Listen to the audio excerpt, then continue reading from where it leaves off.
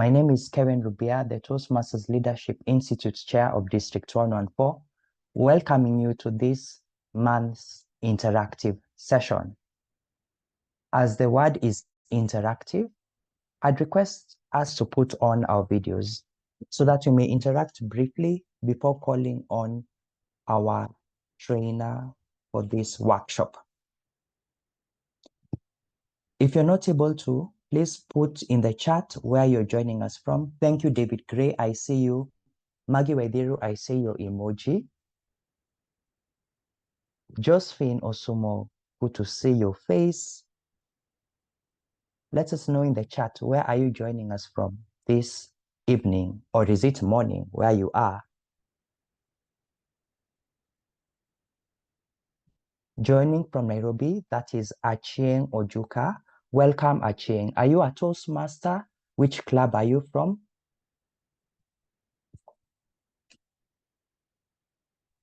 The 254, that is code 4. What is 254 code for? Mtandao wa Tabaruku and Dunda. That's Maggie telling us. Not the what's the code of 254 is for. I still want an answer for that. Grace Gishuki is joining from Nairobi as a guest. Grace, does that mean you're not a Toastmaster? Let us know more in the chat. Sue, joining from Juja, Toastmaster, a member. Thank you, Sue, for coming today. 254 plus 254 is code for Kenya, those who are wondering. Samson is the Rafiki Toastmaster Vice President of Membership. Welcome, Samson. Good to see you after some long time. Thank you, Kevin. Great. And thank you for unmuting. At least I'm not talking to robots.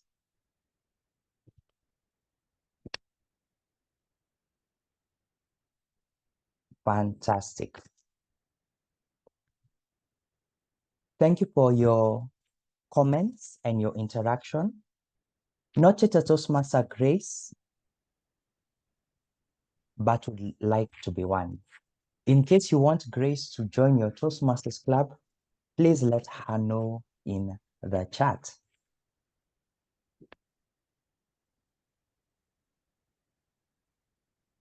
Before we continue, I'd like us to rename as follows. If you are a Toastmaster, and this I will post in the chat. If you are a Toastmaster, please start with your name followed by your club.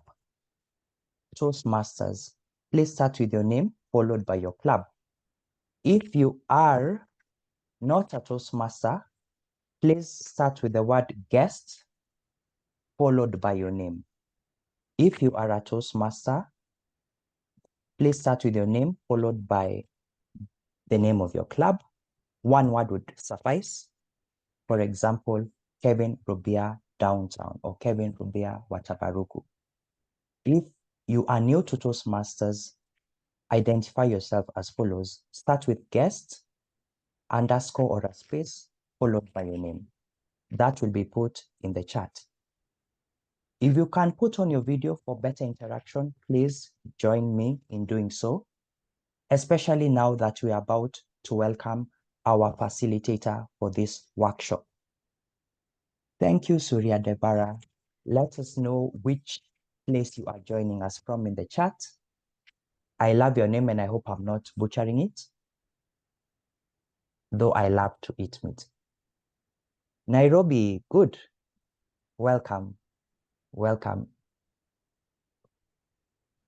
It gives me great pleasure, Toastmasters and guests, to invite our facilitator for this evening. Josephine Osumo is a dynamic speaker, facilitator, and coach, passionate about guiding individuals and teams towards clarity, confidence, and purpose. With a strong training and curriculum development background, coupled with experience in non-governmental field, Josephine has successfully designed and delivered impactful learning experiences, empowering professionals and organizations to achieve their goals. She also works with individuals to magnify their communication, increase their confidence, and build connections so that they can unearth their potential to become unique versions of themselves in order to make an impact in their spheres. Josephine is also a Toastmaster, where she has served in various leadership positions. In her current role, Josephine oversees the training programs in Division B, ensuring the needs of Toastmasters are met. Towards this end, she is a bi-monthly program, Monetize Your Toastmasters Experience. She started rather a bi-monthly program, Monetize Your Toastmasters Experience, to help Toastmasters members and guests learn how to make the most of their journeys as Toastmasters. Josephine is also a published author of 30 Days of Prayer for the Nation, which is available as an ebook on Amazon and in local Kenyan bookshops. She looks forward to building connections and impacting individuals to challenge themselves, to break out of the mold and achieve their dreams. Her rallying call is helping individuals live their lives by design and not by default. Today, she will elucidate on what it means to evaluate effectively through this workshop, the art of evaluation. Join me in celebrating and welcoming our facilitator, Josephine Osumo. Thank you so much, Tialaichia Kevin. And it is my pleasure to just be here this evening. I think if you give somebody a role to do in one of these meetings, they have to be there. They just have to be there. There's no, there's no two ways about it. And so I'm so glad to be here. And I'll just start by saying, sometimes when you read those, when you say those things about me, I'm taken aback because some of them you forget. You forget. I remember going somewhere and somebody telling me, "You didn't tell these people you've written a book." After I'd done my introduction, I was like, "Oh yeah, I didn't," uh, because you forget what you have done. But thank you. It's good to be reminded. I'm going to share my screen, and I hope that you'll be able to see it without seeing all the paraphernalia within that.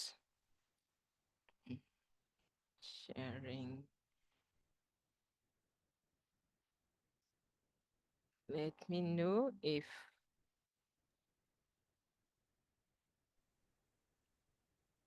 okay. Are you seeing it correctly? Is it Yes, on? Awesome. yes, it is. Now, this is one of those topics that you look at and you think, how does one do effective evaluations? And how do the people who go for the evaluation contest do effective evaluations? And what happens when we think that that evaluation is not as good as it's supposed to be? So before I start, I just want to see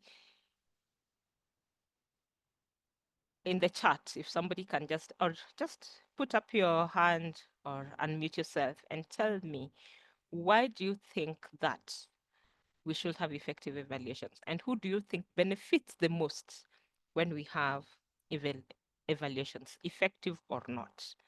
Because effective also is subjective. It might be effective for me but not effective for you, or vice versa. So let's just put it in the chat. I'll see the chat pop up and just tell me.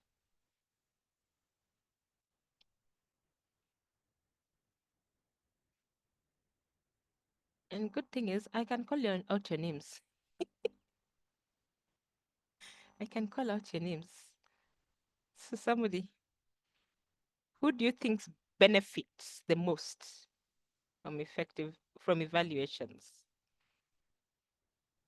I Uh, okay. My name yes, is Joy. Joy. Hi. I believe both the evaluator and the person being evaluated benefit. Awesome. Both the evaluator and the person being evaluated. And Samson has said it helps you to keep learning to become a better communicator. So when you say you, I'm going to take that as plural and think that it helps everybody. Okay. So effective evaluations actually benefit every single person. It benefits the evaluator, it benefits the speaker, and it benefits the club. How does it benefit the evaluator? You learn to become a better listener. You learn to pay attention to nuances. You learn to pay attention to the flow of stories, to the flow of words, to how somebody is putting their thoughts together. So in evaluating, you're not just listening to hear if that person is not filling in their words with R, arms, and M's, but you also learn to pay attention to how do they construct their sentences? How do they pronounce their wordings? So you become a better listener as an evaluator. As a speaker, your evaluations and your evaluator help you become a better speaker, because somebody might tell you something that you did not think about when you were writing your speech. And the best way usually is not to have the evaluator as one of your mentors, because your mentor has had your speech, they have talked to you about your speech. But if you listen to somebody else evaluating that speech, you will pick up something that your mentor did not say, did not tell you about. And in that way, you expand your knowledge of communication and how you communicate. How does it make the club become better?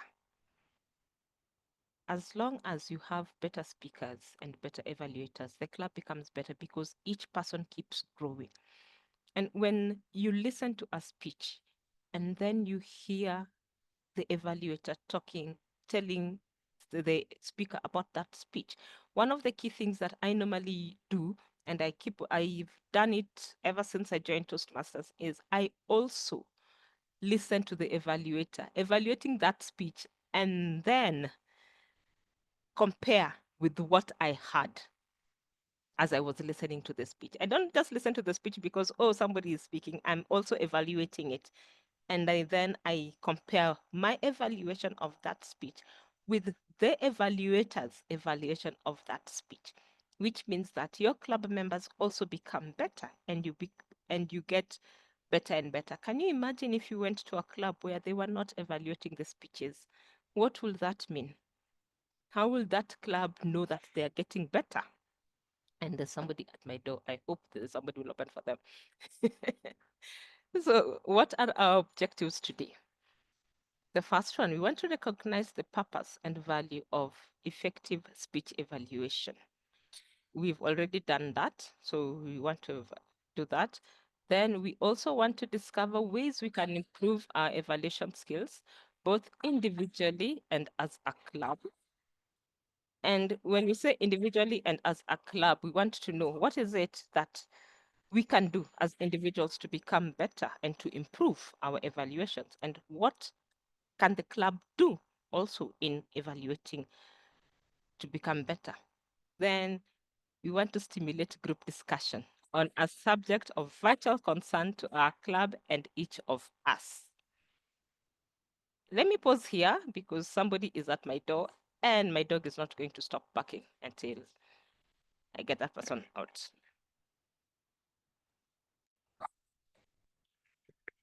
As we wait for our trainer to come back, are your pets around you? You can show your pets around you by putting on your video and showing them. We accept pets also in Toastmasters. The other thing is, should you have a question or comment, please put it in the chat and it will be addressed later. Sorry about that. I'm back. Welcome back. But my dog hasn't stopped barking. Okay. So I was saying, the last thing I said is our workshop objective is also to stimulate group discussion on a subject of vital concern to our club and to each of us. Why is this important? Because when you become better at evaluations and when you become adept at listening to the evaluations, you as a person grow. You are always able to speak And at the back of your head, you remember something somebody told you. I remember there was a time one of my evaluators, actually not one, quite a number, said that I speak very fast. And in an effort to not speak very fast, I slowed down. Until I was told, by the way you speak, that is your natural you. When you slow down, it is not naturally you. And it's true. I do not know how to speak slowly. When I do, I find that I get tired. I might fall asleep when I'm speaking because I'm speaking very slowly. So we want to also learn why is it that people want to learn to speak? And I should say here to speak properly. So we want to gain knowledge and skills. What knowledge? The more you learn how to speak, the more speeches you give, the better you become at speaking. That is one thing. But the other knowledge that you also gain is of the English language, if you're speaking in English. And because we are here, it's of the English language, unless you are a member of Watabaruku or Fasaha bilingual. And you also learn how to become, should I say adept, or should I say conversant with holding conversations in Kiswahili. You increase your knowledge of Kiswahili, you increase your knowledge of the English language. You learn how to answer questions in a way that the person listening to you understands what you're going to say. And also to meet a specific need. If you want to start a podcast, you want to know how is it you can be able to take 10 minutes, take a subject, condense it into 10 minutes, and make it into a podcast. That is a specific need you want to meet. You also might want to know, how can I write what I have in thought form into a blog? That is a specific need. You want to gain material rewards. We have just come from a season of contests. And during these contests, when somebody wins the contest, they get something. That's a material reward that you're receiving, be it a notebook, be it a pen, be it a medal. It's a material reward. Then you earn credit toward recognition. For those who have finished a path, there is a place in the portal that you are asked if you want to send an email to your supervisor or somebody. So you finished the path and there's that. And if you tick it, then you have to input the email, and they will receive an email that will say that Josephine Osumo has completed a visionary presentation path and attained the skills therein. That is a recognition. Somebody can see that, oh, she is good now at presentation mastery. We can call her to be giving us presentations. The other is pleasure. There are people who just love to listen to themselves or listen to others. So you want to gain pleasure. For me, the next few ones are the ones that are key. It helps build self-esteem. When you know how to speak, when you learn how to put your thoughts together, when you learn how to disseminate information in such a way that people understand what you are saying, it builds your self-esteem.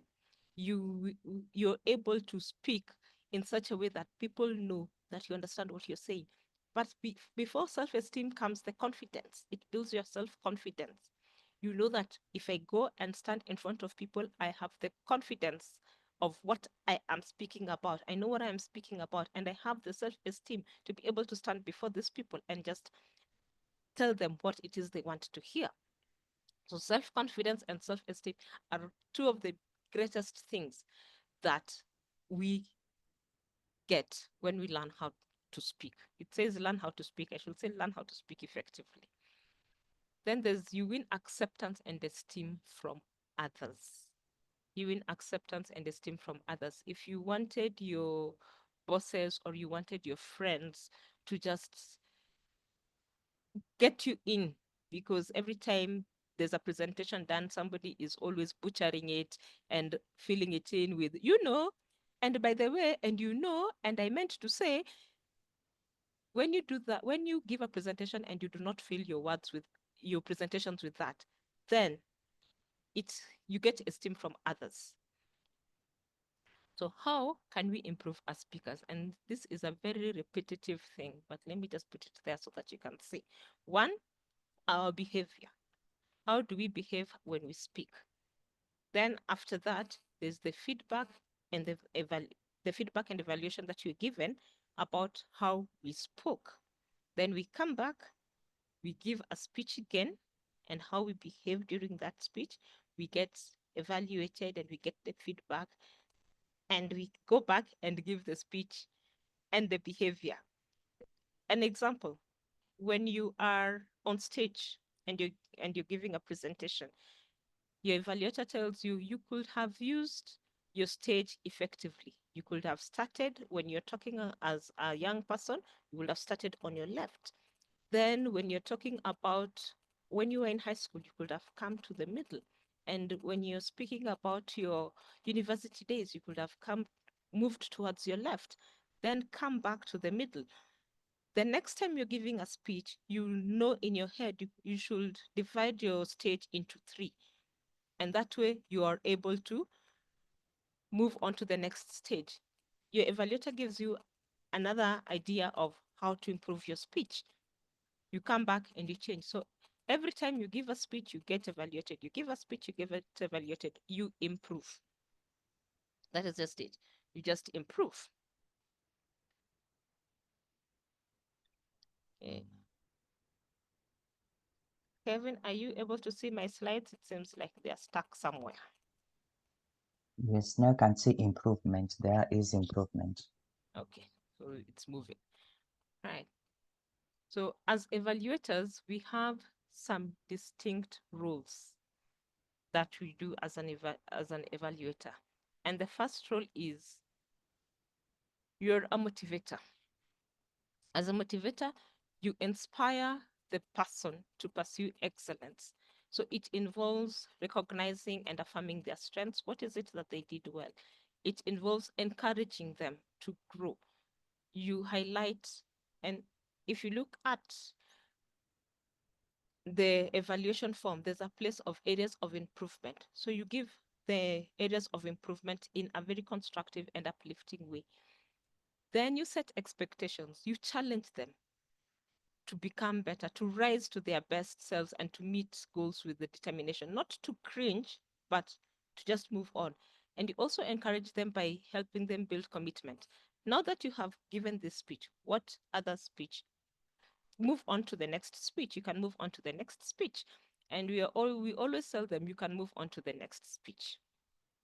Right? Then you are a facilitator. So as a facilitator, you guide the person and you get them to learn and to reflect upon what they said.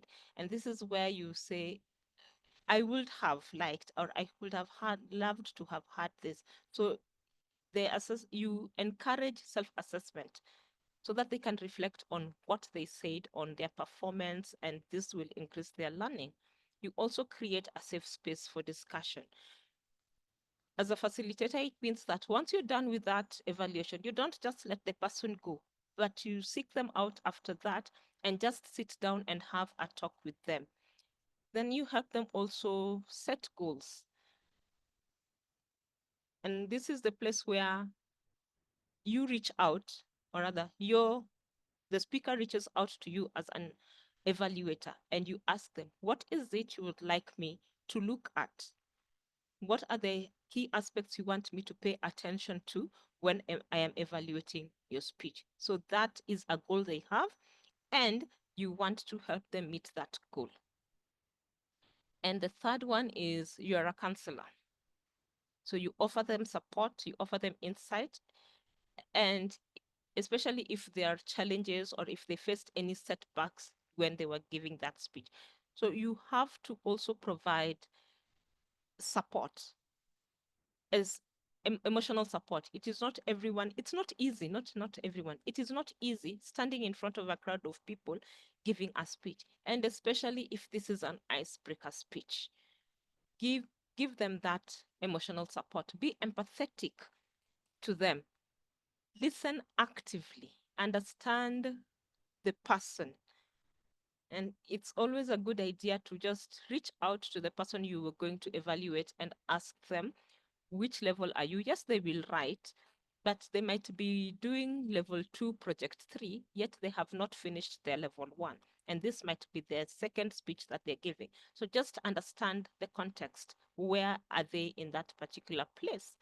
Then it also helps as a counselor for you to show them the bigger picture and explore what other solutions are there for them as they're doing, and encourage them not to give up, to continue. So in a nutshell, what does this mean for you? As a motivator, you inspire and you you offer inspiration and confidence through encouraging improvement and celebrating progress. As a facilitator, it's learning and dialogue. It's a two-way street. So it enables reflection, shared understanding, and growth. As a counselor, you offer emotional support and guidance.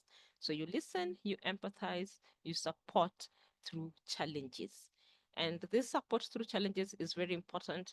Sometimes we we keep on telling people nobody knows what you're going to say. However, when you are on stage, you do not remember that nobody knows what you're going to say. And you find there are people who get serious stage fright. When you're giving your evaluation for such a person, you have to remember to give them support through the challenge that they went through. When they forget their lines, they forget what they were going to say, then you also have to remember that at that point when you're giving that evaluation, you're going to give it as a counselor. Okay. Kevin, you can interrupt me anytime to if there are any questions. So we want to see, how does self-esteem help us become better speakers? We already said one of the things that we do when we learn to speak better is self-esteem. Self-esteem fuels personal growth, and this is also such a repetition. So let me just put it all there so that you can just see how it moves. So your self-esteem fuels your personal growth because you want to become better, then the feedback that you get also reinforces the personal growth that you want to achieve, which then nourishes your self-esteem, which comes back to more growth. So you see, it's just a cycle, just goes round and round and round and round. There's no break anywhere. Imagine if you removed the feedback. So you have self-esteem fuels personal growth, but there's no feedback to reinforce that personal growth that you have done. Nobody to come and tell you, I have noticed before, when you used to speak to us or when you used to give your speeches, you used to wring your hand or you used to hold onto a biro tightly as though it was your lifeline. But nowadays, you don't do that. You use your hand gestures very well. If nobody gave you such feedback, do you think you'd be able to know that you have grown, that you have done well? You wouldn't be able to know that. So this whole thing has to go the way it is. Self-esteem, feedback, personal growth, self-esteem, feedback, that way. Okay. So how do we nourish self-esteem when you evaluate for yourself and for the person that you're evaluating? The first thing is be genuine. Don't say something you do not mean. Don't say something you do not mean because you think that if I tell them this, they will be so hurt. There's a way to tell people even things that are unpleasant in a way that makes them grow without being mean. But the most important thing is be genuine with yourself, with your evaluations. Recognize the strengths that that person has brought forward. What is it that they have done well? Recognize areas of improvement, and especially if you are evaluating somebody you have had before, you've had them speak before, recognize the improvement and mention it. Not don't just recognize it and keep it to yourself. Recognize it and mention it. Then create a climate for motivation. Motivate them. We said you are a motivator, you are a facilitator, and you're a counselor. Remember to motivate your people. We are not telling you to tell them, oh, you can move on to the next project. They will have moved on anyway without you telling them to do so. But just remember to create a climate that you can motivate them. Then avoid value judgments. We are evaluating. we are not judging. We are not telling them that I did not like the way you spoke. That is a judgment. It is your opinion.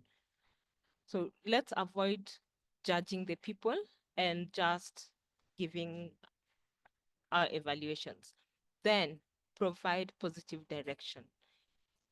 You have to say, what can they do to improve? What is it that they can do to improve? Always ensure that you tell somebody what, if it's not three things, we're told three things are good, but if you cannot find three things, at least give them one thing that they can use to improve. So provide positive direction. Okay, as we move on to the next one, and I am taking my sip of coffee, there is something known as club evaluation. So we are going to go into how well does your club evaluate in a minute. Are there any questions in the chat? None as yet. Oh, awesome.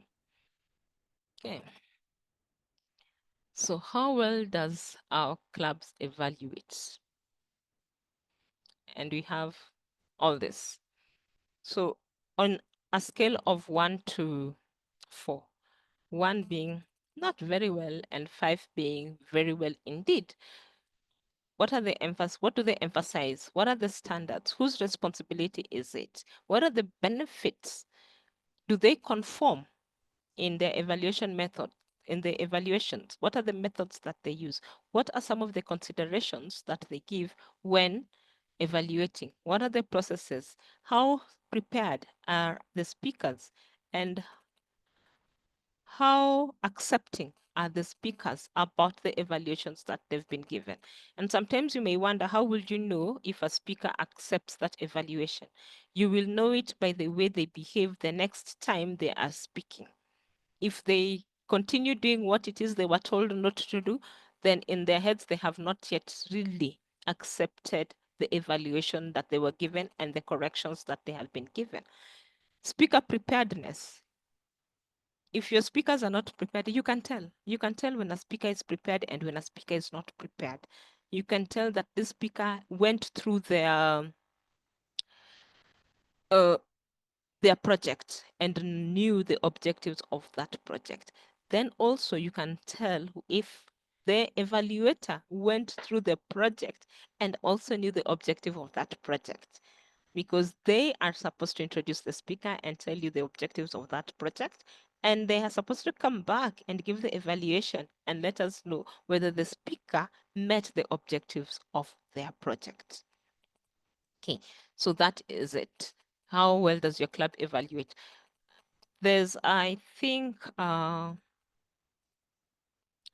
handout that is going to be shared on the chat at some point, but this is it. So that one, the handout is about your club evaluations.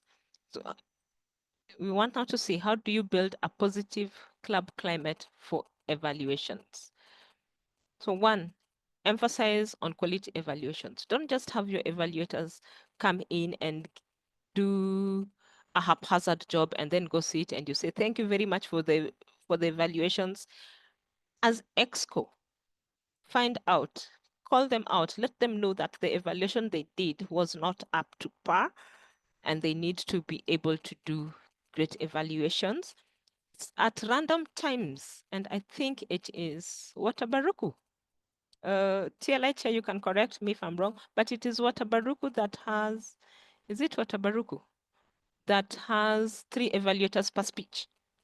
Of course. It's what, of None course, other than, yes. Watabaruku.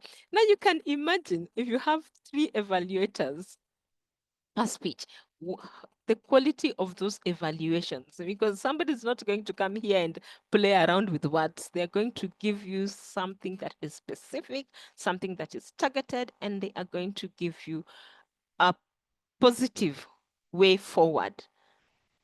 So then help members become better acquainted. How does this help? When you have clubs where the members do not know one another, or clubs where members do not keep on coming for the meetings, what it means is that I will see Kevin giving his speech, his icebreaker speech today. And then 6 months down the line, I come back and he's in level 4. I have missed all the speeches in between.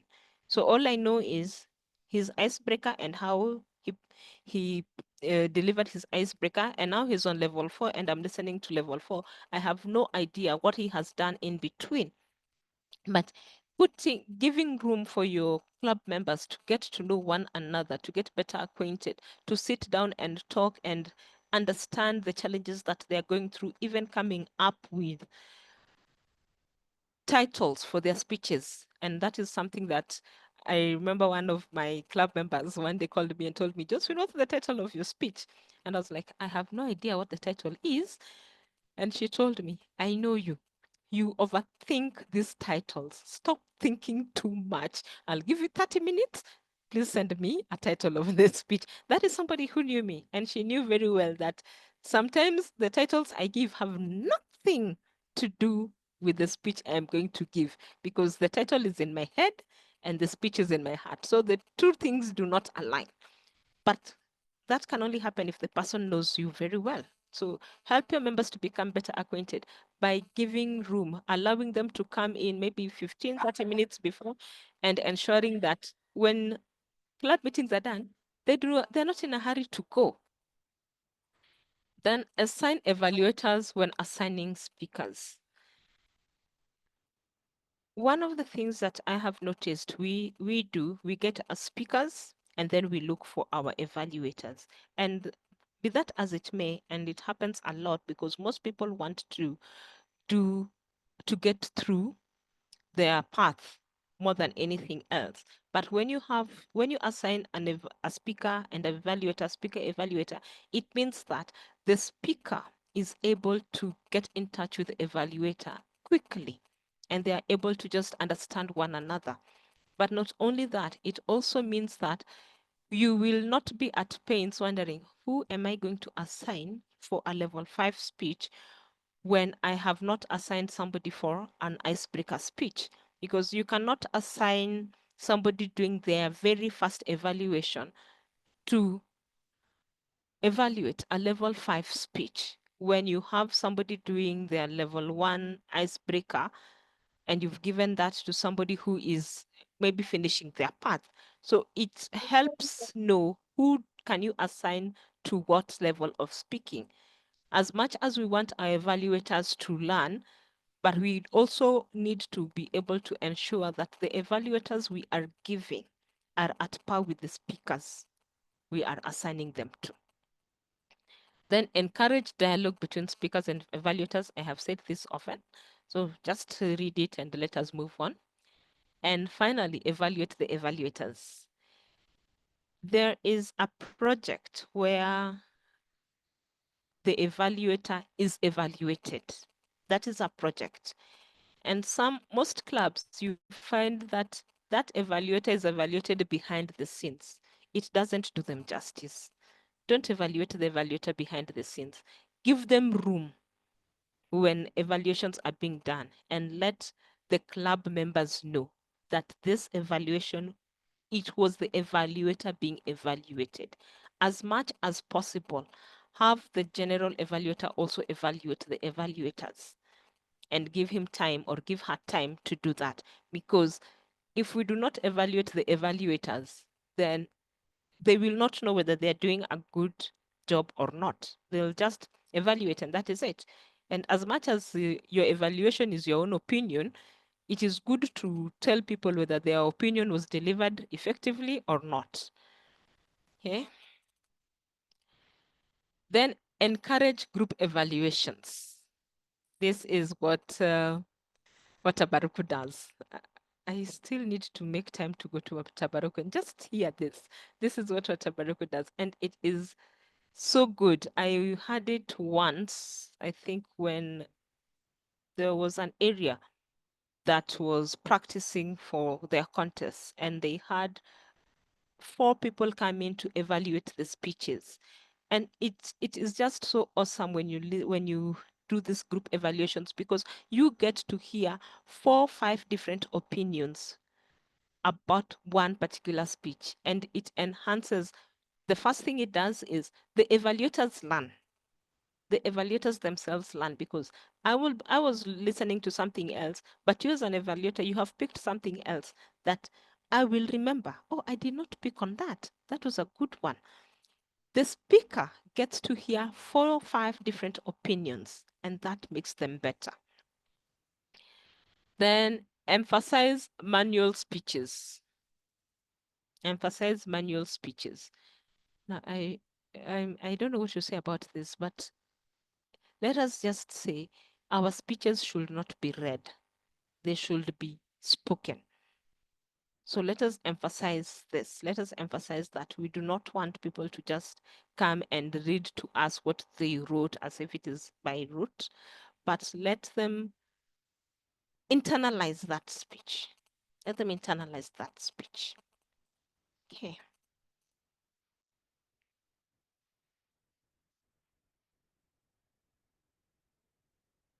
So methods of evaluation.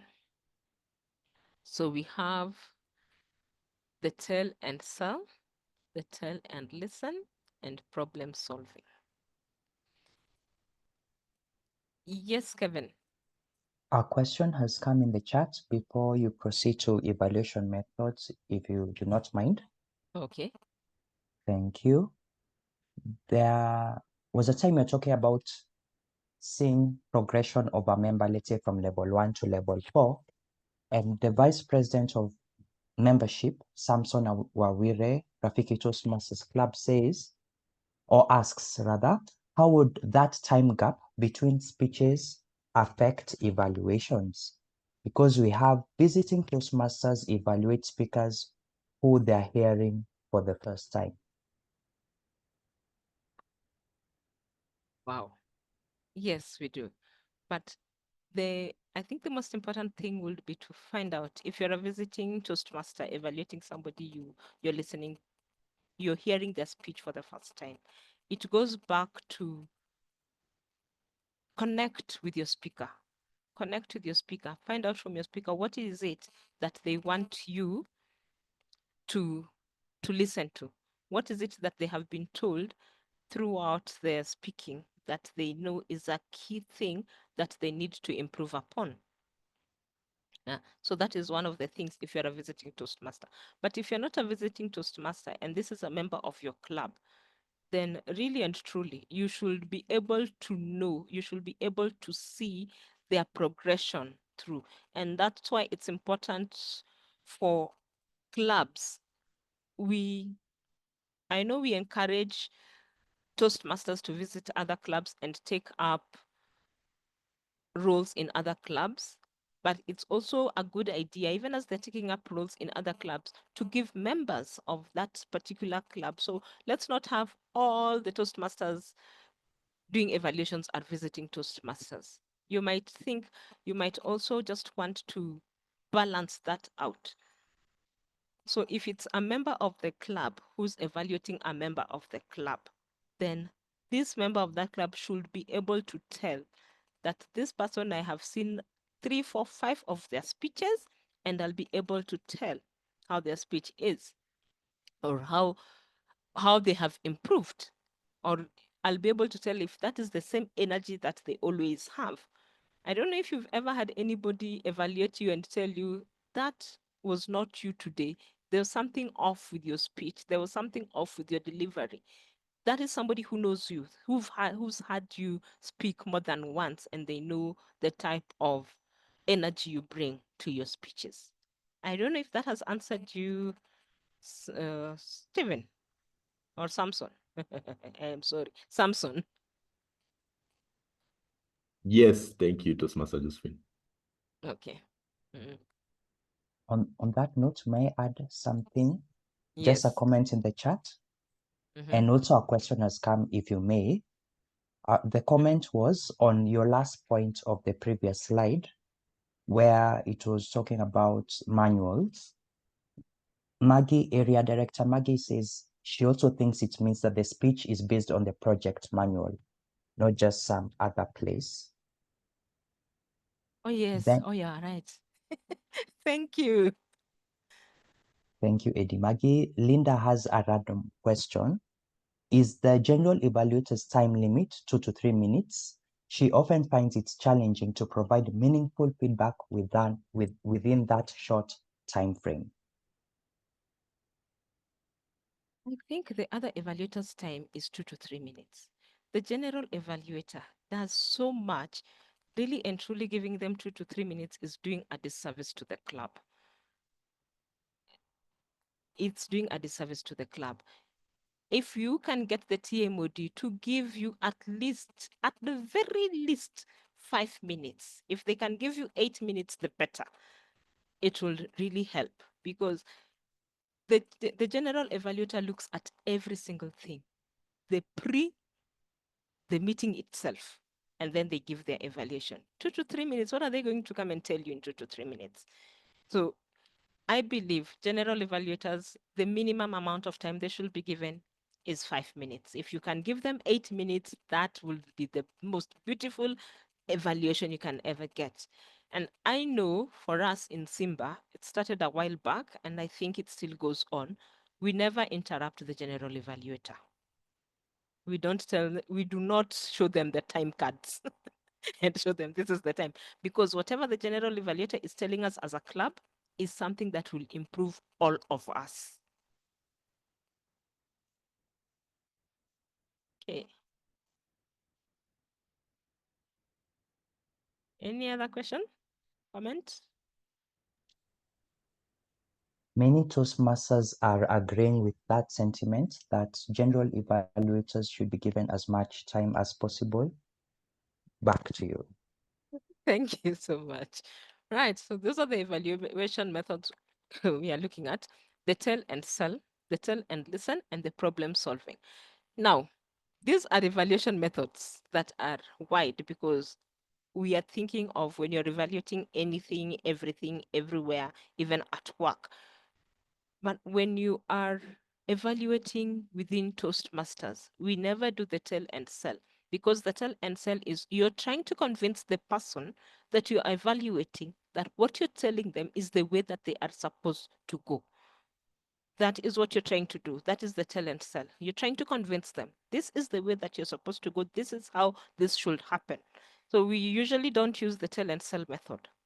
For us, we tell them, then we give them areas of improvement and what we thought they could have done. Then the second one is the tell and listen. Tell and listen means I tell you feedback and you respond to me, and I listen and then I respond back. We don't do that either. We come, we give you our evaluation, and then later on, if you get a very good evaluator, they will look for you and they will sit down with you, and then now you are able to listen to them and have a discussion about the evaluation or about their speech. Then we have the problem solving.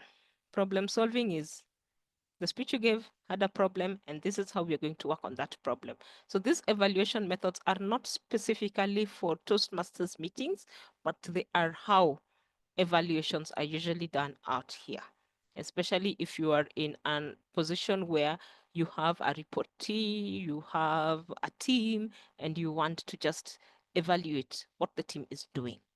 So that is just for you to know. Okay. So what are some of the things you need to do as an evaluator? I'm just going to put this here, then you can see. One, you need to show that you care. Then you need to switch your evaluation to the speaker. You need to learn the speaker's objectives. You need to listen actively, and you need to personalize your language. How do you show that you care? By reaching out to the speaker before they start and finding out how are they, what is their speech about? What do they want you to look out for? Sometimes you might have an evaluation, you might need to evaluate a speech, and then you make it to the club meeting and you discover, wait, your speaker has not showed up. Why? They were taken ill or something happened and they were not there. So just reach out to your speakers and keep in touch with them up until that day. Even when you're going to the meeting, just let them know I'm already here. So when you get here, look out for me. If it's somebody you do not know, if it's somebody you know, let them know that you're there. And when they come in, just have chit chat. Then switch evaluation to the speaker. do not evaluate. Okay, I've said do not, but it's not really do not. You want to evaluate an icebreaker differently than you're going to evaluate a level 5 speech. That is how you're suiting your evaluation to the speaker. So an icebreaker is ideally the first speech that somebody gives at their Toastmasters meeting. That person is going to be evaluated very differently from somebody who's giving their level 5 project 2 speech. So know where that person is and also know what path they are on, because that is also something. An icebreaker given by somebody who's on their second speech is going to be evaluated very differently from an icebreaker that the person is giving for their very first speech in Toastmasters. So someone who's done an entire path and finished, and now they're on their second path and they're doing their icebreaker. The person doing that, evaluating that icebreaker for the second path is going to evaluate it totally differently from the person evaluating the first icebreaker of a new Toastmaster. So match your evaluation to the speaker in that way. Then learn the speaker's objectives. So we have the project objectives. Then we have the speaker's objectives. So the project objectives are written there. Those ones do not change, but ask the speaker, what else do you want me to listen out for? There was a time one of my objectives when I was giving my speeches was learning to use cue cards when I'm speaking. Why? Because when you're called upon as a keynote speaker, one of the things they expect you to have is cue cards. And I wanted to learn how to use cue cards as I was speaking. It was not an objective of the project, but it was my personal objective. So learn the speaker's personal objectives. Then listen actively. Listen actively. Don't just listen for listening's sake, but listen actively. Pick up the cues, pick up the tonality, pick up on the pauses, pick up on all those things, the emotions that that person is speaking with. Then personalize your language. We'll come, I'll share more about personalizing your language, because you want to make it you. You are the one who's speaking, not the speaker, but you as the evaluator. So I'll come more to that. Then we have give positive reinforcement. Always say something positive about the speaker. Build a motivational climate. I've spoken about this, so I'll not do it. Evaluate the behavior, not the person. So I would have liked you to have walked here. That is, or you stood still. You will have walked to you make use of your stage. That is telling the person how they behaved. Then nourish self-esteem. We've spoken about self-esteem, and show the speaker how to improve. There is, I cannot remember who I was listening to, and they were evaluating somebody, and they said, had you just said hello that loudly? And everyone was taken aback because they showed the speaker exactly how they would have liked them to do it. They didn't just say, you could have raised your voice at hello, but they actually raised their voice. It is so totally different when you show the person than when you just tell them. So how do we personalize? So this is the part I was telling you about. And I'm just going to put all that there. So your evaluation is very personal to you. The way you will evaluate somebody will be totally different from the way I evaluate somebody. So we do not want to say our reaction was, but it is my reaction to what you said. It appeared to me that you were nervous. It appeared to me that you forgot. Well, we do not want to tell them they forgot. So scratch that and think of something else. And I felt that you could have used the stage a bit better. Or so you do not say, you should have raised your voice. So my reaction was, you could have raised your voice and you showed them that. You failed to use the stage. We do not do that because we are, when you say you, this is the part where we are talking to the person. But when we say my, we are talking about the action they took. So we try not to talk about the person, but talk about the action they took or they failed to take. Okay. Mm. And that is where now, when you say your opening was, you say, I loved the way you opened. It was a strong opening. You opened with a quote. You opened with a song. You came on stage dancing. Instead of saying your opening was dramatic. No, we don't tell them your opening was dramatic. I loved that your opening. Yes. So still more personalization. Mhm.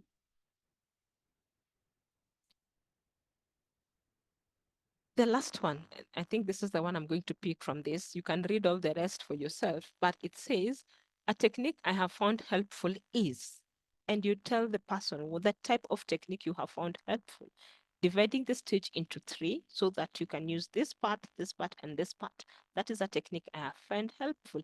Instead of saying good speakers do it by, when you tell somebody good speakers do it by, you have automatically told them they are not good speakers. You have compared them to somebody and you have found them wanting. Chances are that person might go and decide, we are not going back to Toastmasters. I am not going to talk to them again because they told me I am not a good speaker.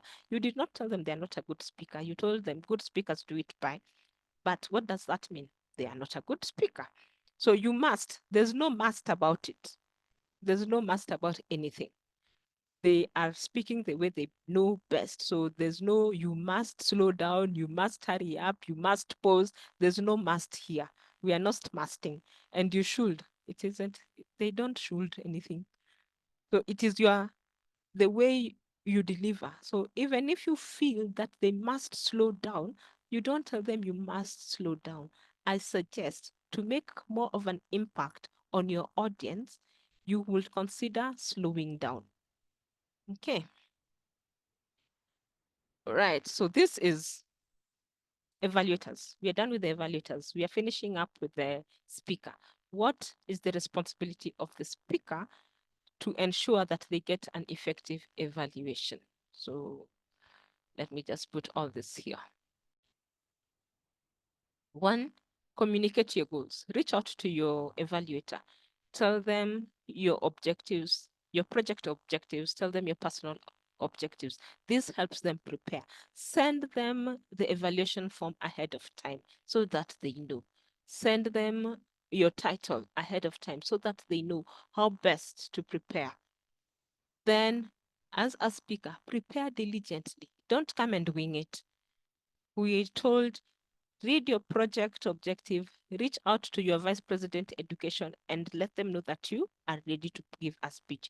So it's not going to take you by surprise that, oh, I'm going to give a speech tomorrow. No, prepare diligently. If you feel that you are not prepared, then by all means, drop. Don't come and give us things that you woke up in the morning and you wrote a speech on your way to the market, then detoured into your meeting at 6 o'clock to give a speech that you haven't really prepared for. Then empathize with the evaluator. Listen to the evaluator as they're giving you and just try and empathize with them. You also need to help the evaluator improve. And this is where I was saying, you sit down after this, after the evaluation, and you talk it through. So your evaluator will talk it through. And this was one of the most amazing things that I discovered when I joined Semba Toastmasters. I gave my icebreaker speech. Then my evaluator came and sat down with me and told me, this is what I told you when I was doing the evaluation. But by and large, this is what I meant. And she went through every single thing just to tell me more than the 2-3 minutes allow her to give. And we sat there for like 10 minutes, her just telling me about it. And the other person I've seen do this most times is Steve Maina. He sits down with you and tells you about your speech after he's given the evaluation. Let us make it a practice. Let us not just give that evaluation and then give it over and done with. And one of the other things is when we moved into this virtual space, we stopped giving out the evaluation notes. Those notes are so important. You have written them, give them out. Give out those notes. Let the person have them. I have a whole book of notes that I have been given by evaluators. I just keep them because it helps me know how I have improved. So please, as evaluators, let us give those notes. There's no point in writing them down and then not sharing it out. Share it out. Then also, as a speaker, prepare to change. Just know that some of the things the evaluator is going to tell you will help you improve and will also mean that you change. So if you're used to speaking the Queen's English by swallowing your words like the Americans do, 3/4 of us might not understand what you're saying. We will require that you change the way you pronounce words so that we can understand the words that you're pronouncing. And the good thing about Toastmasters is everybody is an evaluator. So once your evaluator has given the evaluation, reach out to somebody else and ask them. And some of them you do not even need to reach out to. They will just tell you. So just take it in stride. Then decide what you want to change. Let me just put all this here. And this is my last slide.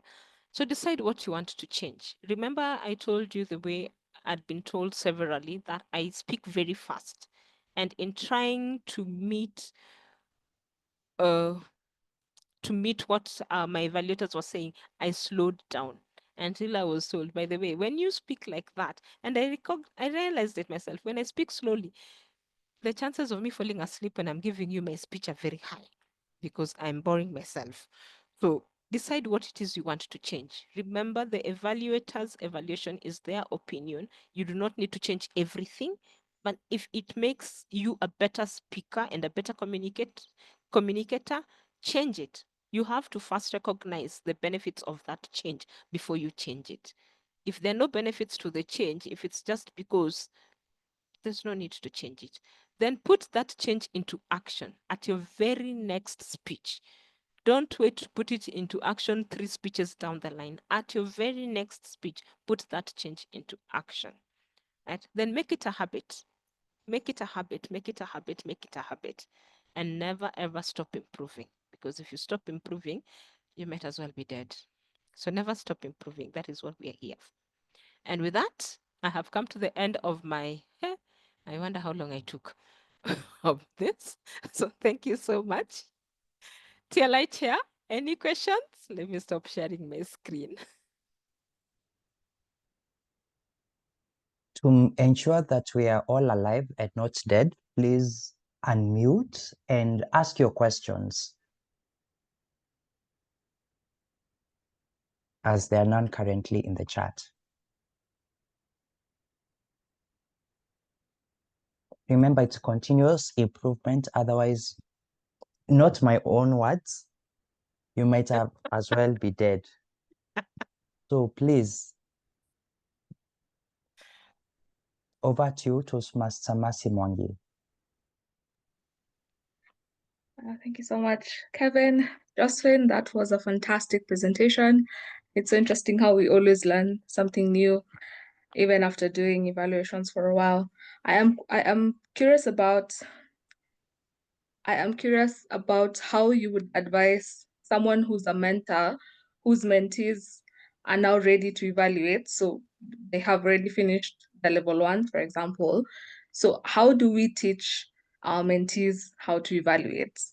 I am curious to learn as to where to start rather, and how to do it effectively so that they also get to learn how to evaluate better. There is a project. I think it's a level 1 project on evaluation. So unless it was removed, I don't think it was, but there's a level 1 project on evaluation. So immediately they do that project. So evaluation and feedback, I think that's the name of the project. So they give a speech they're evaluated on that speech, then they are supposed to repeat the speech, taking into consideration what they were told by the evaluator.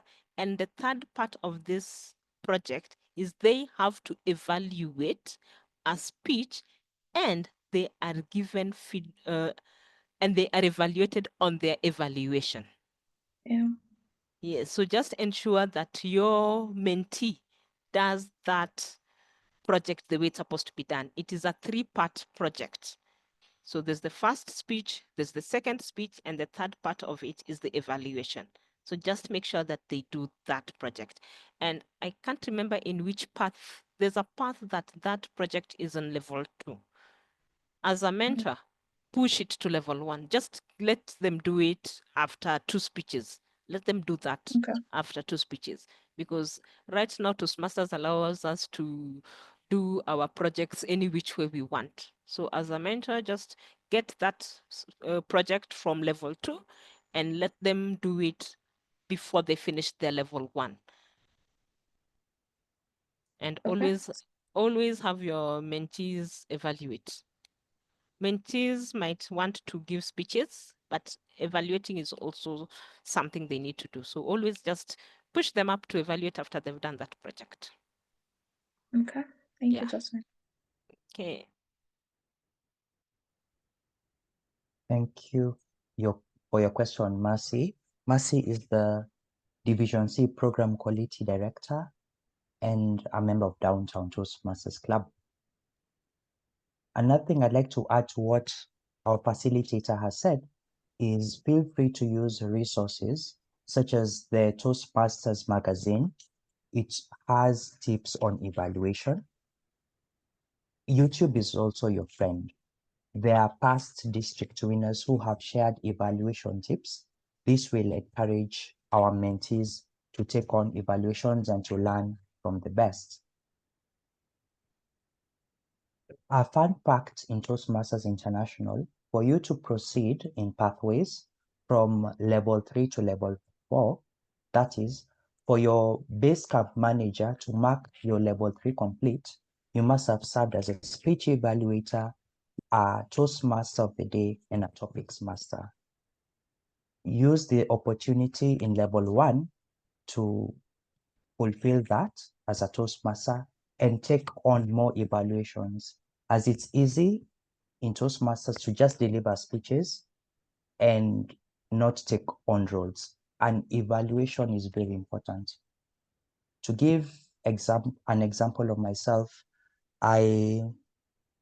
most of what I know is through evaluations, because as an evaluator, you have to look for areas for improvement and areas of excellence. You cannot give what you don't have or what you at least do not know. Evaluations propel you and push you to become a better speaker and also a better leader in extension. Any other question and comments?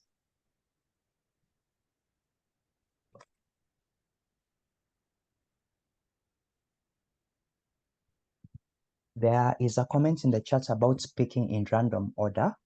Just to clarify, you can fulfill projects as you'd like in Toastmasters. However, you can only mark projects complete in ascending order. Meaning, if you do a level 1 project, a level 4 project, and a level 3 project, you cannot mark, let's say, complete all your projects in level 3. The only way you can move to level 4 is to make sure that you've completed all level 1 projects and all level 2 projects. You cannot move from one project to the other until you've completed the previous project. The ones that someone needs to do before the evaluator speech, just to clarify, this is not before you evaluate a speech. This is before you move from level 3 to level 4. Topics master, Toastmaster of the day, and speech evaluator. In Toastmasters, on your base camp, you can go to your account, and at your account, you can be able to mark the roles you've served in, whether are counter, speaker. That's not just for fun. That's for your vice president education to be able to confirm that you've served in these roles. And all paths have level 1 evaluation and feedback project.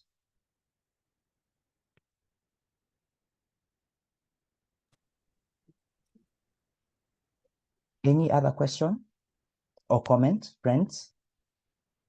My question is what you've just said exactly. How is that done? How do I navigate Basecamp to get to do that? Good question. I will post a YouTube video link on the chat that will help you access the account on Basecamp. Is Thank that you. okay? Thank Most you very welcome. much. Most welcome.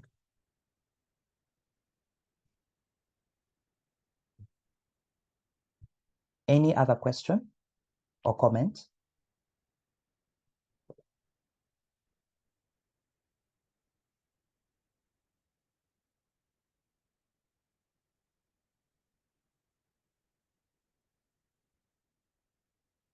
I remind us to rename appropriately so that we know the Toastmasters in the room and the guests in the room. If you are a guest looking for a Toastmasters club, there are many Toastmasters here who are eager for you to join and learn with them. Great. There being no questions, let us unmute and congratulate our facilitator for this evening, our trainer, Josephine Osumo from Simba Toastmasters Club.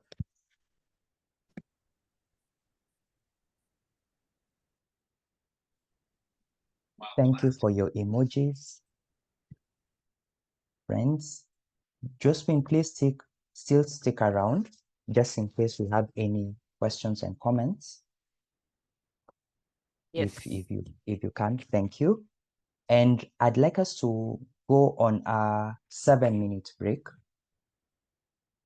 between now and 7:50 p.m. East African time.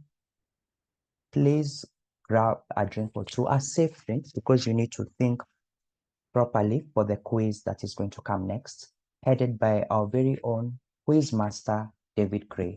See you in 6 minutes.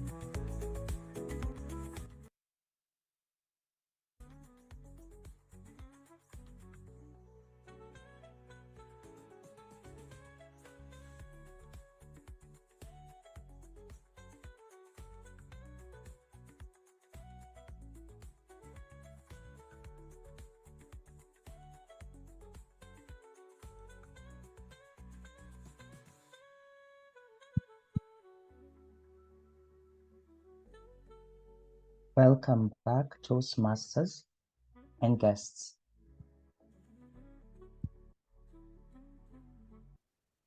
There is a link to the game Kahoot quiz that you're going to play. It has been posted in the chat.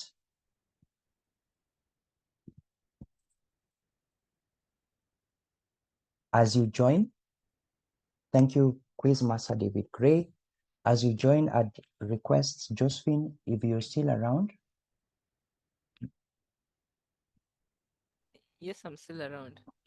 Great. There are some questions that have come. Mm-hmm.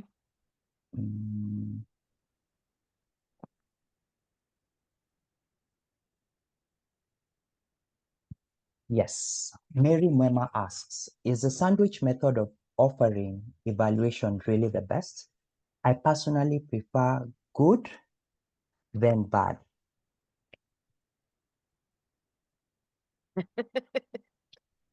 I'm laughing because somebody once told me the sandwich method of offering is very pretentious.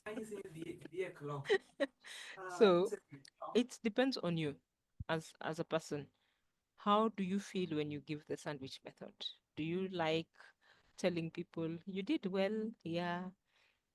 I didn't like this then, or do you prefer just telling them what they did well, what they did badly, and then how they can improve? So it depends on how, one, on the delivery, and two, on how you personally feel when you're giving such feedback, evaluation, rather. Thank you for that. Why the sandwich method is proposed, friends, is in as much as we may like, some people like it direct, and that is fine. But remember, as Josephine had said earlier, the evaluation is just not for the speaker and you. There are also other people who are privy to that feedback. They're also learning, including guests. Therefore, if someone comes in and for the first time sees feedback being given hard and fast, then they may form an opinion about Toastmasters, which is not necessarily the case, even though you as a speaker had requested the evaluator to give it as it is. Just remember, in the context of Toastmasters, we are also making it a safe environment or a conducive environment for learning, just in case we have people who are not used to feedback being given that way. I agree with you, Josephine, 100%. Another question is,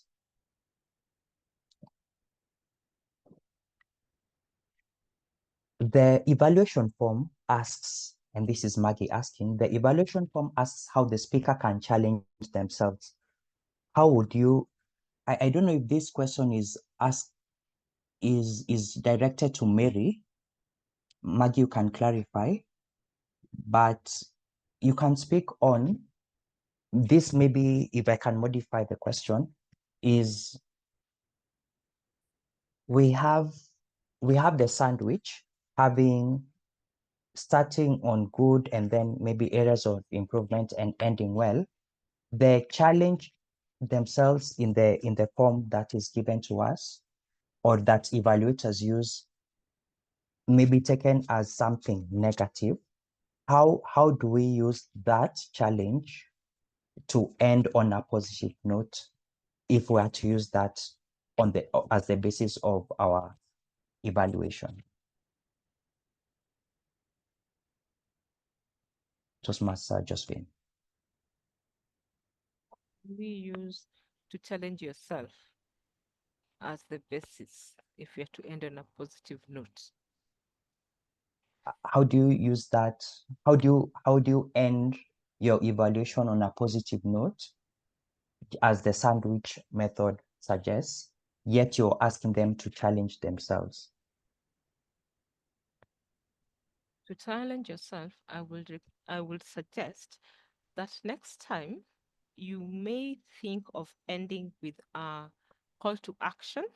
I did not hear a call to action during your speech, although it was filled with very good action points. For such a speech next time, I will challenge you to finish with a call to action. Thank you so much for the action points.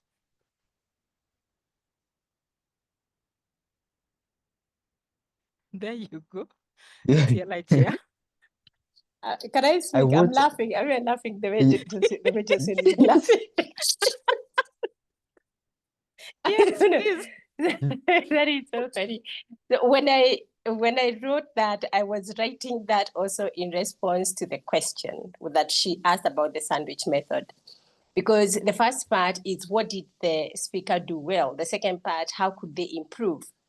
And so I use the challenge yourself when I have time, because sometimes some speakers have so many good things that you want to highlight, and you wish you could do that in the 2 minutes to 30 seconds.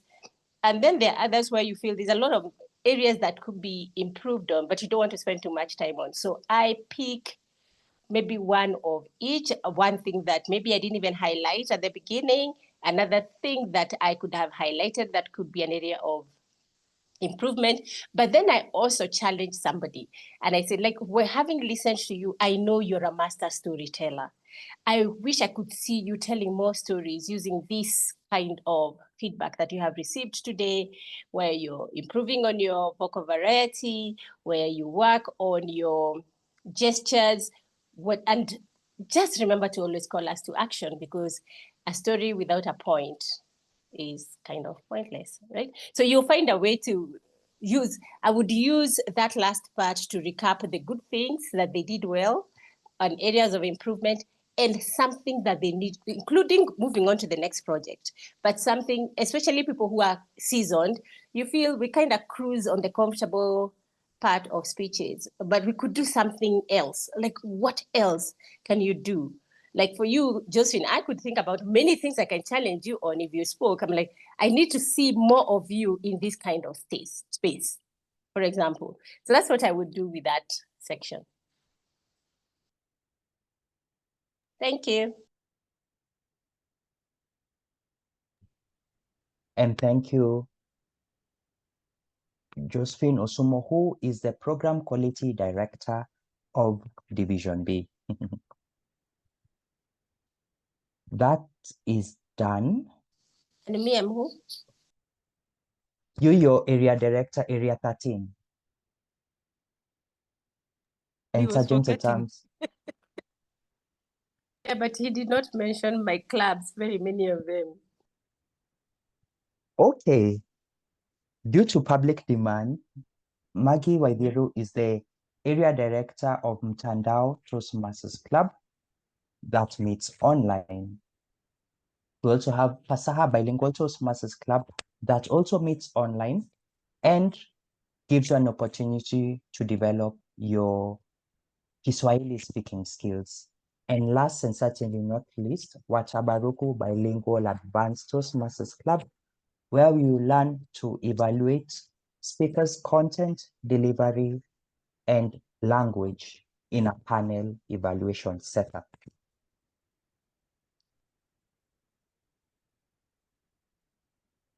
Yes, so feel free to join Watabaruku this Friday to experience that, the panel evaluation and the detailed evaluations we give as an advanced club.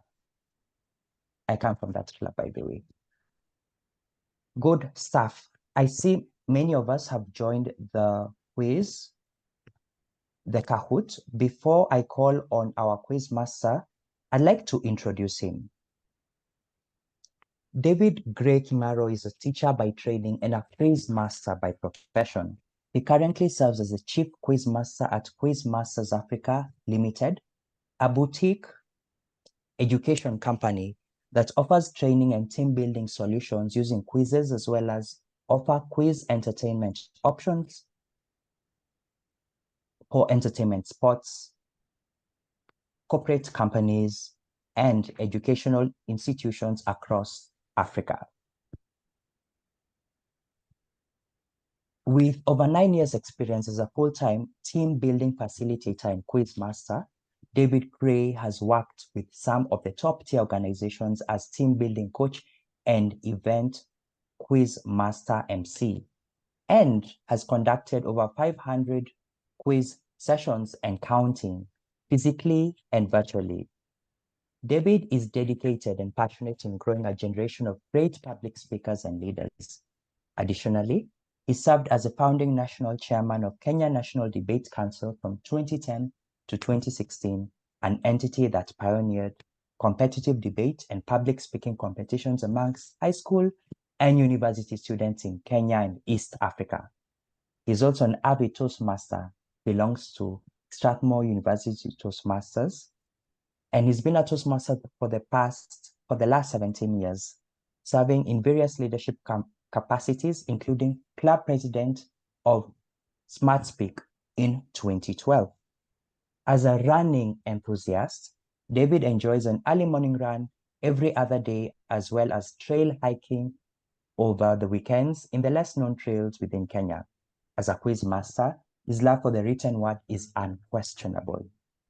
Currently, David is working incessantly towards bringing to life the reality of quiz tournaments and events for all age groups to the virtual and physical space.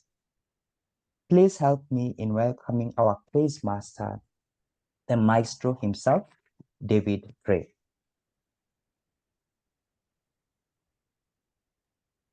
Thank you very much for that amazing, resplendent introduction, Dr. Kevin. Amazing. Thank you as well, Josephine, for your incisive talk on matters evaluation. I'm sure most of us have learned a thing or three, or should it be four? Because I've learned quite a bit. And I'm sure the ones who have joined us this evening for this Kahoot session will probably get 100%. But again, I think this is now the opportunity to get the feedback, whether people were listening or not. So I can see we have 15 of us joined in, and we are 24 on this call. So we are definitely over 50%, and that is the magic number when it comes to participating in a Kahoot session. So right now I want to just see who has joined us with their pseudonyms.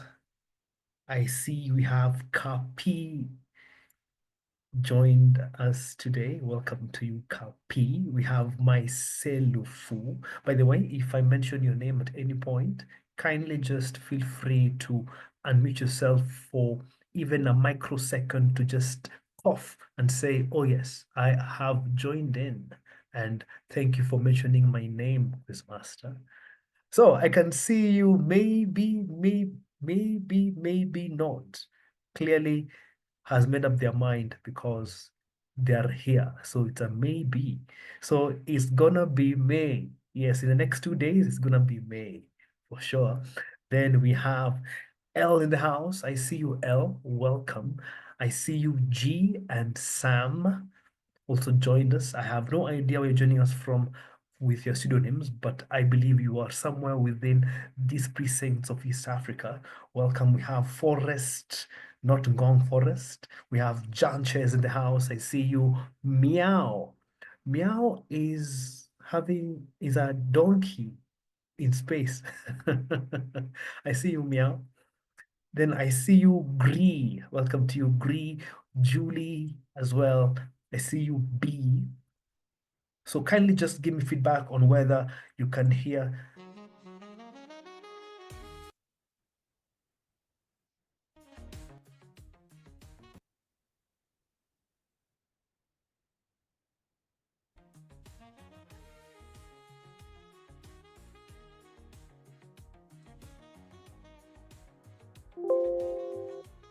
I hope you can hear my voice over that music. I prefer doing this because again, it's a chill out session. And remember that today is probably the second last time you'll get to win a club banner courtesy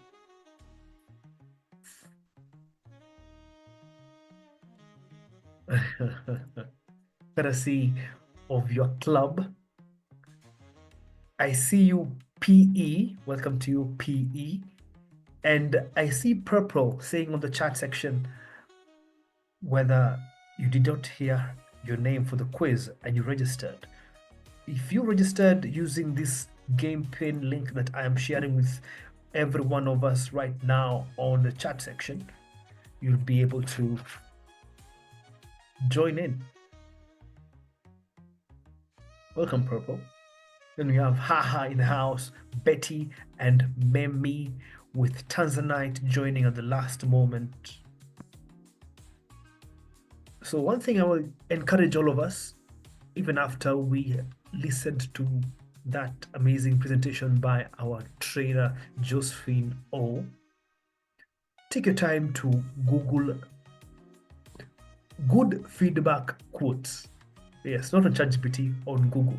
You'll find amazing, amazing phrases and quotes from across the world from people who we'd regard as resplendent people, so that we stop using that overused phrase by Ken Blanchard that feedback is the breakfast of champions. Oh yes, that is totally overused, and I dare say that. Anyway, so we have Betty and Memi in the house. So right now, at exactly 7 minutes past 8 o'clock, we have 9 questions between you and your club banner. So if you are ready for this session, kindly unmute yourself and say, I am ready. Born ready. Ready. Oh, yes. Ready. Oh, yes. People are ready. People are born ready. People are all sorts of ready. So let's do this because it's about time. So the first question is on matters, something that our TLI chair mentioned at the very beginning. And he said that we learn best in moments of enjoyment. So what is the first name of the person who said those words? Or at least those words are attributed to who? Then think of Toastmasters. Yes, that is just a simple way of getting us in. If you checked in early, that means you have a leg up, and that is why you shall win a banner for your club. Well done.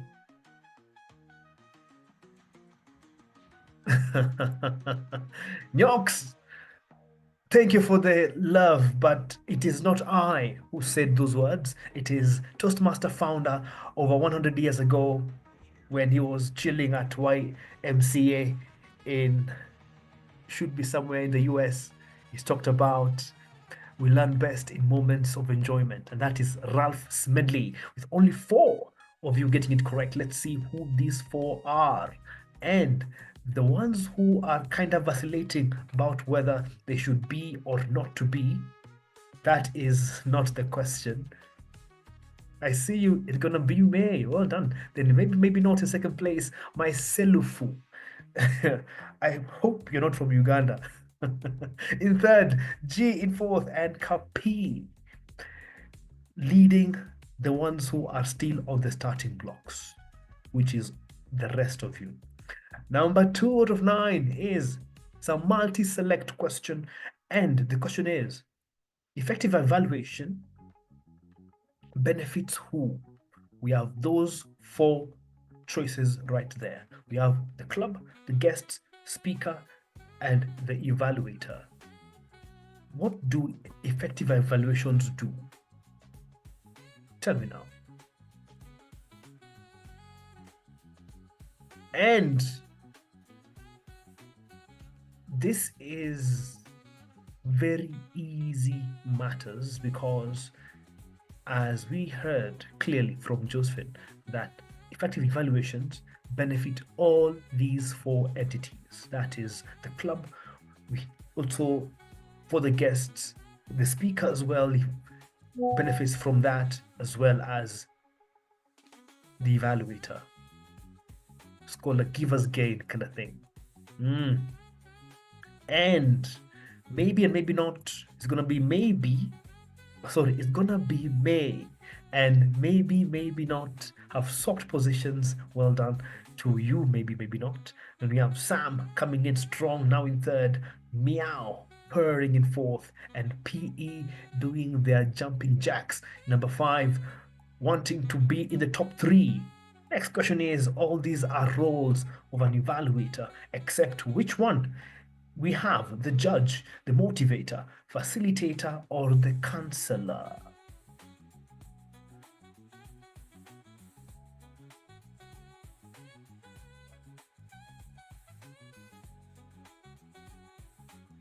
So this one is definitely a no-brainer once again, because we heard again very succinctly that the evaluator is indeed a motivator, also facilitates the understanding between the listeners and the audience and the speaker, and also has the responsibility to ensure that the speaker receives the evaluation in the best way possible. But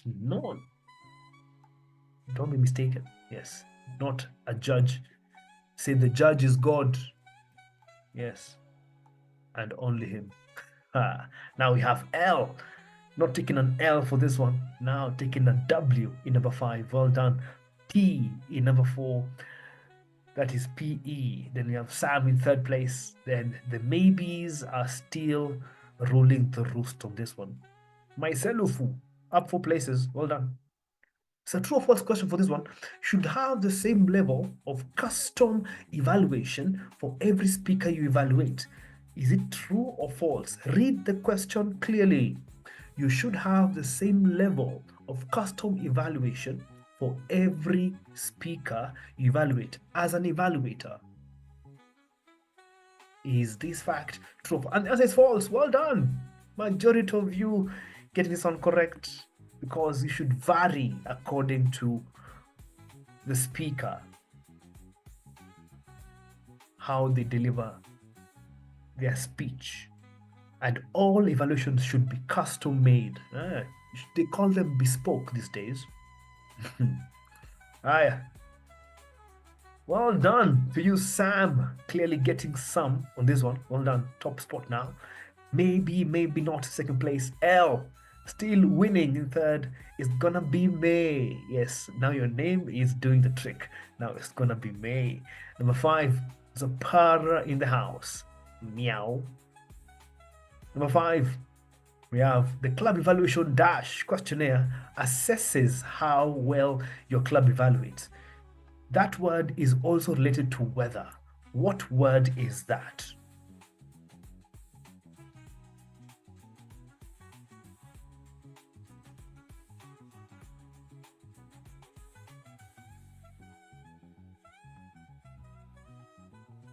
So this word, which is related closely to weather, fills in the blank, which shows the club evaluation dash questionnaire.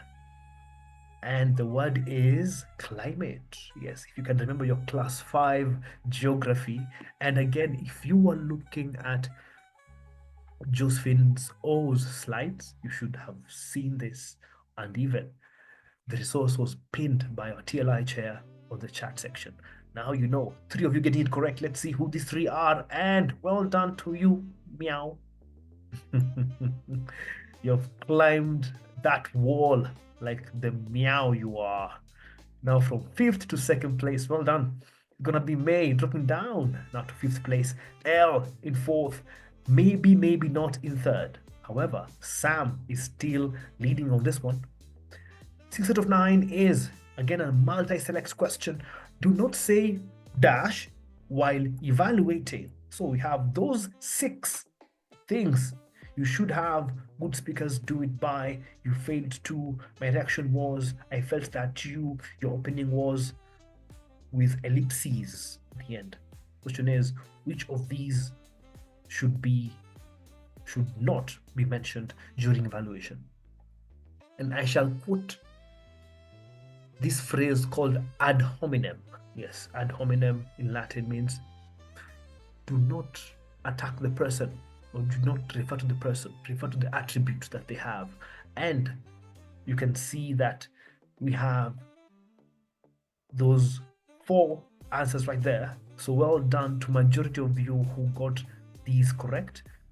Our trainer elucidated all these phrases amazingly well. So I know you got this one on lock for sure. And myself, well done. Now you are representing yourself clearly. Now in 3rd place is gonna be May, and maybe not in 4th and 5th. Meow and Sam still in the top 2 slots. Memi, our highest climber, well done. This one is a tricky one. Arrange this pathways evaluation rating scale from 5 to 1. 5 being exemplary. Then we have 4, 3, 2, and 1. I bet top dollar that most of us in this virtual room have had a chance to evaluate already. So there is that scale that you see on the 2nd, or is it the 3rd page? Then you have the ratings: emerging, accomplished, developing, excels. A range from 5. 5 is exemplary. So what is 4? What is 3? And what is 2? And what is 1? That's the question. Let's go.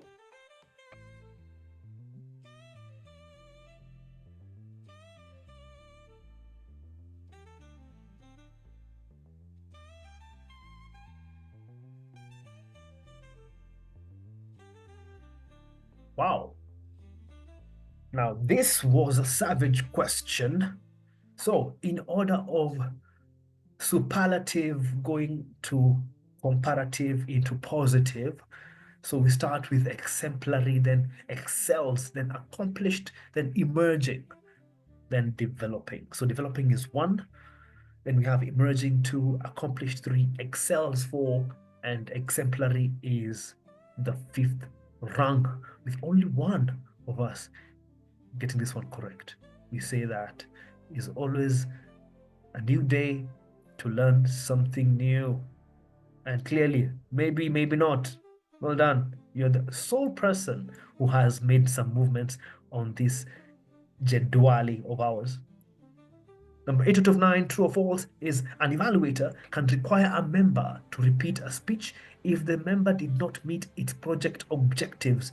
Is this fact or is this statement true or false?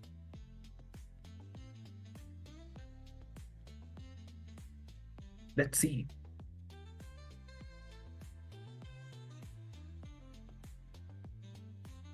Remember, an evaluator is not a judge, so they cannot tell you to repeat if you do not feel like repeating. If you feel like, you know what, I delivered my speech amazingly well, so you know what, evaluator, you can keep your your suggestions for me to repeat, because it should not be a coercion. Yes, so answer is false for this one. So well done. Half of us who got this one correct, and maybe not back in the game. Sam now in second place, Meow in third, myself, and it's gonna be May in number 5.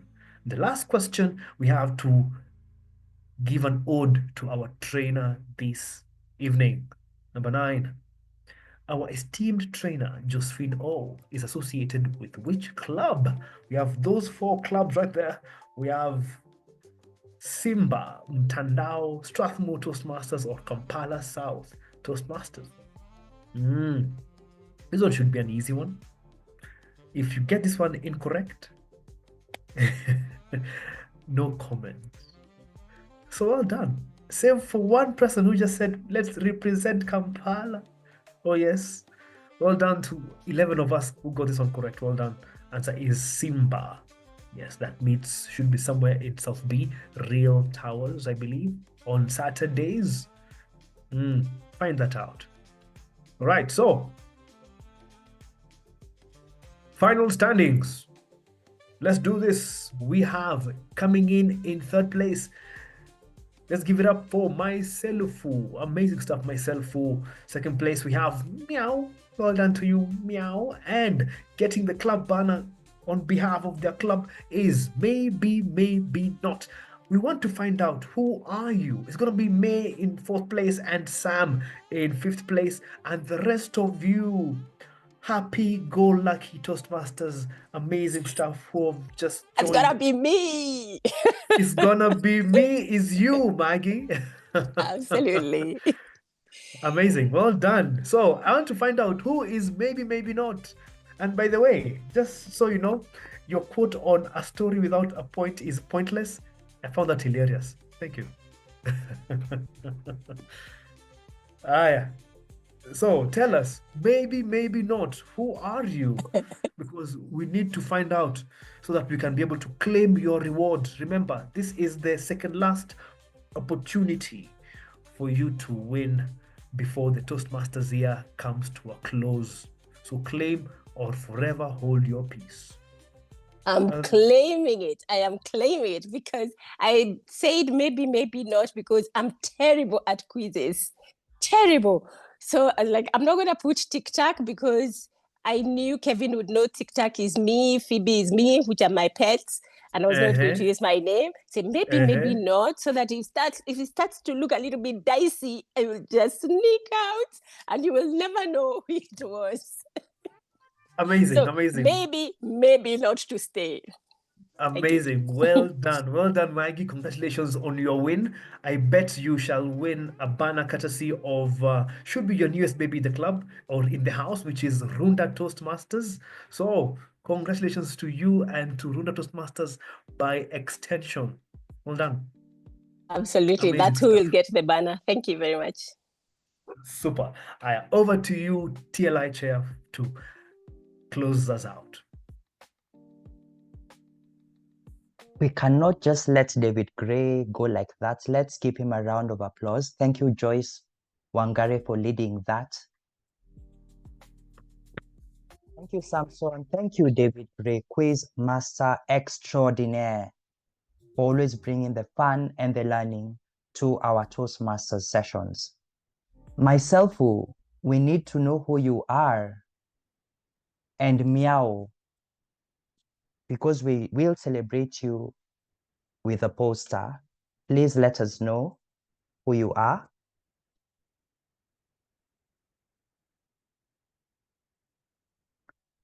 And as we do that, I'd like to share some information.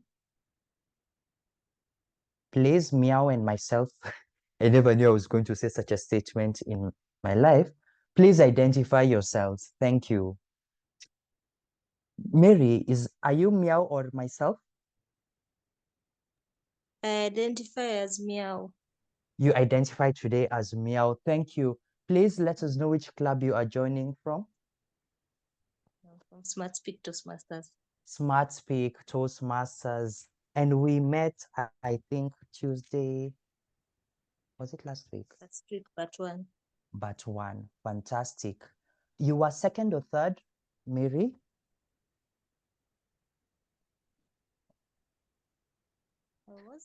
Meow I don't know. was second place. Second place. Congratulations for your second place. And thank you, David Gray, for that. Pass our regards to Smart Speak, and let's see if we are going to get a banner in our next session. What about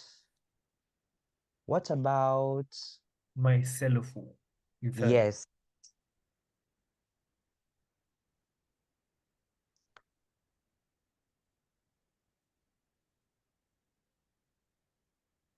As we wait for myself to identify themselves, myself.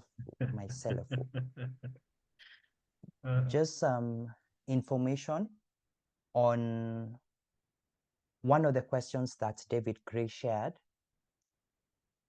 This is a matter, a resource called New Club Mentoring Matters, given to club mentors. And there is a page that has these frequently asked questions. Can an evaluator require a member to repeat a speech if the member did not meet all of the project objectives? The answer is no, and I'm going to read it in its entirety. Evaluators are simply individuals offering their opinions and perceptions of a speech or performance. If a speech does not meet project objectives, an evaluator should point out what the speaker did well and also point out the areas where the speaker could improve, as in a normal evaluation. The evaluator could then suggest in private that the speaker repeat the speech. Ultimately, the member must decide if the evaluator's opinion is valid and if a speech project should be repeated. Speakers also consult your mentors when deciding on whether to redo a speech, whether or not your evaluator has suggested that in private or publicly, but it is recommended by Toastmasters International to talk about them not meeting their objectives, but not necessarily telling them to redo the speech. Another point, a pertinent point that I'd like to share is this one. Can the Vice President Education refuse to approve a member's level of path completion if the VP believes that member could have performed better? No, I don't think we have that problem in our Toastmasters clubs. We actually are begging people to send their approvals, but let's listen to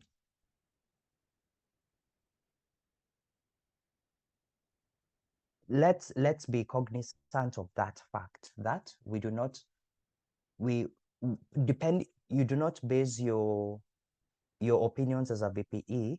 You do not base someone's progress on your opinions as a VPE. Lastly, if a speaker wants more time for speech than given, can they revise the time with the VPE? No. One of the lessons to be practiced in speech training is that of expressing a thought within a specific time. Timing is treated as the same the same as any other project objective. That's important for us to note. For example, if one of the objectives of a project is to use gestures, and it's gestures, not gestures, effectively, and the member focuses instead of on vocal variety, the member has not met the objective, and the evaluator should point this out. Note that the evaluator has not been told to ask them to repeat, but should point it out. The same is true if the time for a speech is 5 to 7 minutes, and the member speaks for 8 minutes. The evaluator should point out that the speech length requirement was not met. Let's make sure that we speak within the allotted time and point it out as evaluators if someone has spoken within the allotted time. That's why it would be nice to find that out from the timer. You don't have to wait for the report at the end. Last and certainly not least, and I think our trainer has left the room, but I wanted to give her this certificate of appreciation.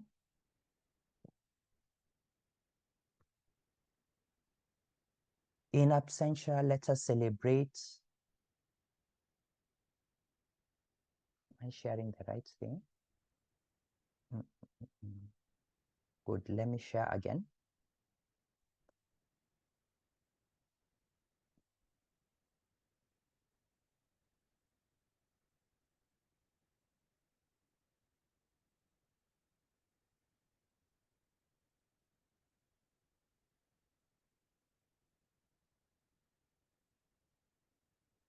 Congratulations to Toastmaster Josephine Osumo for taking us through the art of evaluation,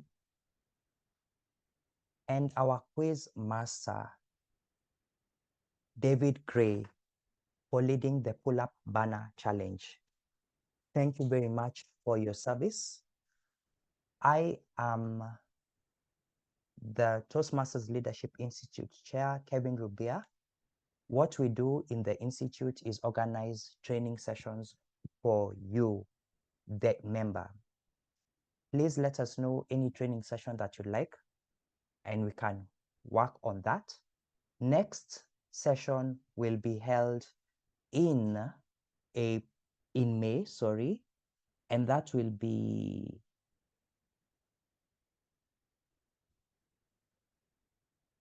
on the 29th. Sorry, I'm looking at May and it doesn't look like May. Yes, on the 29th of May, which is a Thursday. See you then.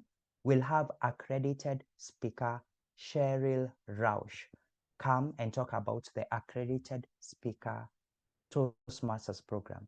If you thought DTM was it, no, there's so much more.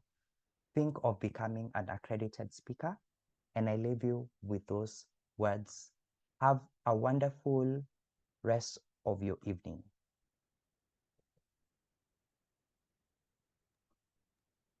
To you too. Thank you, Thank you. Kevin.